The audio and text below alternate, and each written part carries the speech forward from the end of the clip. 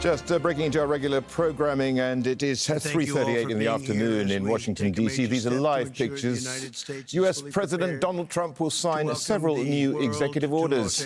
Find out what they are as we listen in. Summer Olympic Games, very exciting day of my life when we got nominated and we ultimately got it. And I didn't think I'd be here for the games in this capacity, but it worked out that way. So I'm very happy about that. I had no idea that was going to happen. When we got it, I said, it's too bad I won't be president then. But sort of we took a very circuitous route, didn't we? In my first term, we were instrumental in helping the city of Los Angeles win the bid to bring the Olympic torch back to American soil. And today I will sign an executive order establishing the White House task force on the 2028 Summer Olympics, mobilizing the entire federal government to ensure the games are safe, seamless, and historically successful. It's going to be amazing. I think it's going to be amazing. America is a nation of champions, and in July 2028, we'll show the world what America does best, and that's win. We're winning like we have never won before. You see that all the time. A year ago, we were not a country that was doing well, and now we're the hottest country anywhere in the world. I want to recognize several members of the task force, including our great Vice President, J.D. Vance. J.D., thank you very much. Thank you. Our equally great Attorney General, Pam Bondi. Pam, thank you very much, Pam. Secretary of Homeland Security, Christy Kerr. Christy Kerr. Do you know who Christy Kerr is? She's a friend of mine, great golfer. Christy, no, she's a better golfer than you. That's the only thing, but you're better at a lot of other things. But I want to thank you for being here, for doing an unbelievable job, really an unbelievable job. FCC Chairman Brendan Carr. Brendan, thank you. Thank you, Brendan. Doing a great job. White House Chief of Staff Susie Wiles, most powerful woman anywhere in the world. She's rated the most powerful woman in the world, and I agree with that. And Deputy Chiefs of Staff Stephen Miller. Stephen, thank you. What happened to Stephen? We never want to miss Stephen. He's an MVP candidate. Dan Scavino, another MVP. James Blair, Taylor Budovich, and Nick Luna. Thank you all. Great group of people. They're going to be very much involved. I also am grateful to be joined by two of Team USA's strongest and fastest competitors, retired gold medalist and gymnast, and member of the LA 28 Athletes Council, Nastasha Lukin. Nastasha, how are you, Nastasha? Good. I don't know you, but I've watched you. You're very talented. I would not want to do what you do. This is much easier, believe me. It's incredible what you've done, along with retired gold medal Paralympian swimmer and board member of the U.S. Olympic Committee, Brad Snyder. Brad, thank you very much, Brad. It's a great honor. Thank you. Chairman of the 2028 Olympic Games, Casey Wasserman, a friend of mine for a long time. Casey, thank you very much. Casey, great job. It's going to be amazing. LA's a little bit different place than it was when selected, but we're going to bring it back stronger than ever. I spoke to Casey about that. He said, nope, we're going to make it better than ever. It's going to be something that's going to make it even more important as a Olympic Games. It was an interesting conversation we had as the fires were raging. Is that right? And I appreciated that very much. And CEO Reynold Hoover. Reynold, thank you very much. Thank you very much. Great honor. I also want to welcome the chair of the U.S. Olympic Committee, Gene Sykes. Gene, thank you. Thank you, Gene, very much. And thank him for recently banning men from competing in women's sports. That's a big deal. Thank you very much. It's amazing the way I don't hear any applause for that when everyone feels it. It's a 97, don't worry about it. That's a 97-3. It's not 80-20, it's 97-3. But nobody wants to clap. It's crazy. The United States will not let men steal trophies from women at the 2028 Olympics, so we appreciate the fairness and everything else that you've shown. Also with us today is LA 28 board member Reince Priebus, and also Kevin McCarthy. I want to thank Kevin McCarthy and Reince. Thank you, Reince. And thank you, Kevin.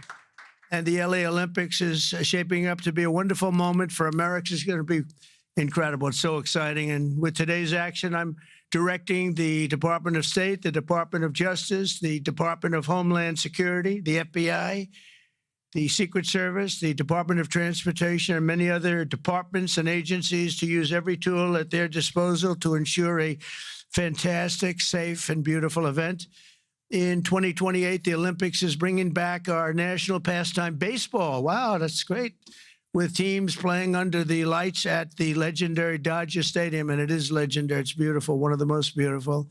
Squash players will go head-to-head inside the world-famous Universal Studios. Triathletes will sprint beneath the sun shining down on Venice Beach. This will be one of the great venues. I mean, when you think of it, right? It's going to be so incredible. Soccer teams will face off at the legendary Rose Bowl. Sailors will race through the waters near the port of Los Angeles, and the opening ceremony will take place at the beautiful Memorial Coliseum, just like the Olympics of 1932 and 1984. That was something. Those were very important Olympics. 1932 was a very important Olympics, wasn't it, huh? For 8 straight consecutive summer games, no one has won more medals than Team USA, which is incredible. We want to keep it that way. Over the years, Team USA has won triple the number of Summer Olympic gold medals as the next closest country, and I'm confident that that's going to continue in 2028. That's an amazing achievement, by the way. Between the LA Olympics and the FIFA World Cup next year, we have the World Cup and we have the Olympics, got them both.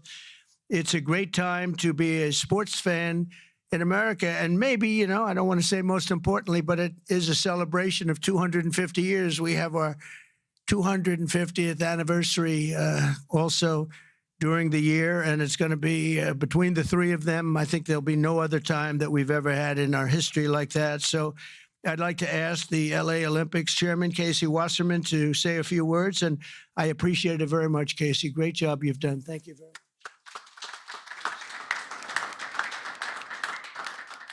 Thank you, Mr. President. Your support and the entire administration's support through this whole process has been truly extraordinary. In just 1,074 days, yes, we're counting, sir, the eyes of the world will be on this country as we open the 2028 Olympics.